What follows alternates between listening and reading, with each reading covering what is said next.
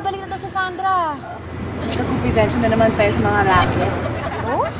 Alam mo naman mahina tayo pagdating sa racket. Eh, paborito yan ni Miss Digna. Kasi alaga niya yun. Dito mo, doon siya nakatira sa kanila. Eh, sabi nga niya, di ba, pag nanalo sila ng Miss Philippines, ayun, tupad na yung pangarap niya. Nalipa kasi si Miss Digna, or runner-up lang ang inabot. Miss Kagitingan, beauty pageant! Miss Kagitingan? Saan yun?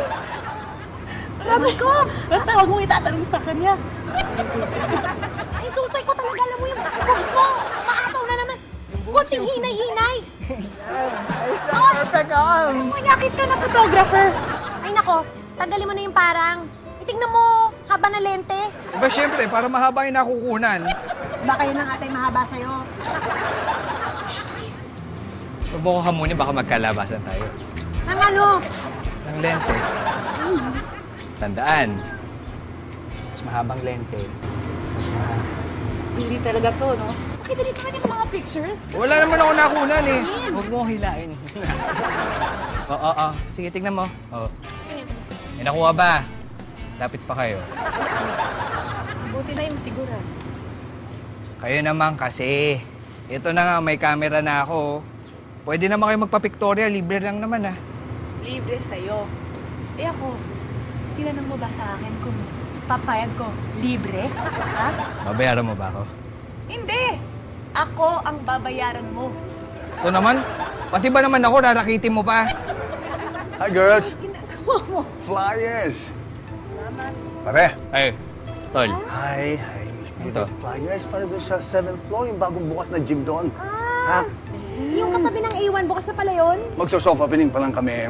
But then, grand opening namin next week na. Yung ba sinasabi mo, yung A1 Talent Agency? Oo. Okay, yun.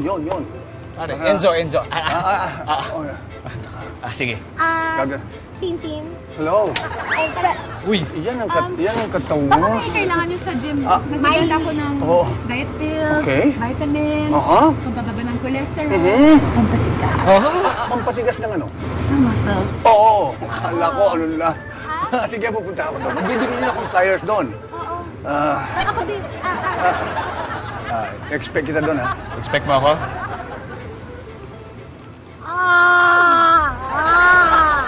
Mga nice to meet you ka dyan. Type mo, ano? Sanay na sanay ka pala naman bola, no? Pero kung nambobola ng hapon sa Japan.